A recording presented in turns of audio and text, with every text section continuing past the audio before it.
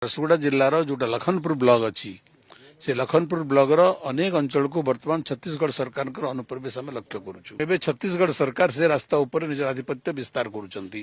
ସେଠି ଗାଡ଼ି ମଟର ଚେକ୍ କରୁଛନ୍ତି, ସେଠି ତାଙ୍କର କଟକଣା ଜାରି କରୁଛନ୍ତି ଏବଂ ଓଡ଼ିଶା ସରକାର ଏବଂ ଝାରସୁଗୁଡ଼ା କର୍ତ୍ତୃପକ୍ଷ ଜିଲ୍ଲା କର୍ତ୍ତୃପକ୍ଷ ନିରବଦ୍ରଷ୍ଟା ସହିଛନ୍ତି।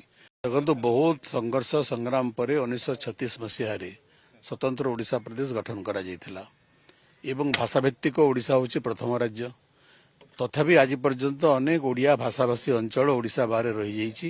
ସେଥିପାଇଁ ଓଡ଼ିଆମାନେ ଆଜି ବି ସଂଘର୍ଷ କରୁଛନ୍ତି ଏବଂ ଦୁର୍ଭାଗ୍ୟକ୍ରମେ ଆପଣ ଜାଣନ୍ତି ଯେ ଦକ୍ଷିଣ ଓଡ଼ିଶାରେ ଆନ୍ଧ୍ରପ୍ରଦେଶ ସରକାର ଅନେକ ସମୟରେ ଆମ ଅଞ୍ଚଳକୁ ଅନୁପ୍ରବେଶ କରୁଛନ୍ତି ଏବଂ ଓଡ଼ିଶାର ଗ୍ରାମଗୁଡ଼ିକ ଦଖଲ କରିବା ପାଇଁ ଅପଚେଷ୍ଟା କରୁଛନ୍ତି।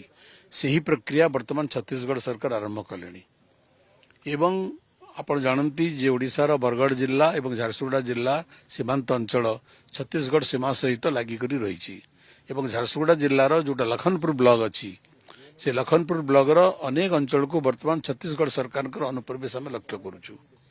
ସେପରି ଗୋଟିଏ ରାସ୍ତା ଅଛି କନକତୋରାରୁ ରାୟଗଡ଼ ପର୍ଯ୍ୟନ୍ତ ଛତିଶଗଡ଼ର ଏବଂ ସେ ରାସ୍ତାର ପ୍ରାୟ 3 କିଲୋମିଟର ଅଧିକ ଅଞ୍ଚଳ ଓଡ଼ିଶାର ଏବଂ ସେ ରାସ୍ତା ତିଆରି କରିବା ପାଇଁ 1990-91 ମସିହାରେ ଆମ ଓଡ଼ିଶାର ଲୋକମାନେ ଜମିଦାନ କରିଥିଲେ।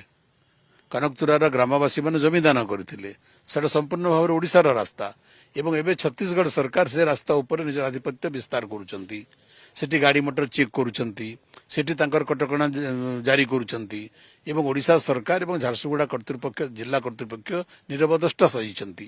ତେଣୁ ଏହି ପ୍ରକାର ଯଦି ଓଡ଼ିଶା ସରକାର କୌଣସି କାର୍ଯ୍ୟାନୁଷ୍ଠାନ ଗ୍ରହଣ ନ କରିବେ, ସତର୍କ ନ ହେବେ, ସକ୍ରିୟ ନ ହେବେ, ତାହେଲେ ଓଡ଼ିଶାର ଅନେକ ସୀମାବର୍ତ୍ତୀ ଅଞ୍ଚଳ ଗୁଡ଼ାକ ପଡ଼ୋଶୀ ରାଜ୍ୟମାନେ ଜବରଦସ୍ତ ଦଖଲ କରି ନେଇଯାଉଛନ୍ତି। ତେଣୁ ଓଡ଼ିଶା ସରକାରଙ୍କୁ ମୁଁ ଆଜି ବିଧାନସଭାରେ ଅନୁରୋଧ କରିଛି ଯେ ଓଡ଼ିଶା ସରକାରଙ୍କ ନିଦ୍ରା ଭଙ୍ଗ ହେଉ ଏବଂ ଓଡ଼ିଶାର ସବୁ ସୀମାନ୍ତବର୍ତ୍ତୀ ଅଞ୍ଚଳର ସୁରକ୍ଷା ପାଇଁ ଓଡ଼ିଶା ସରକାର ତତ୍ପର ହୁଅନ୍ତୁ।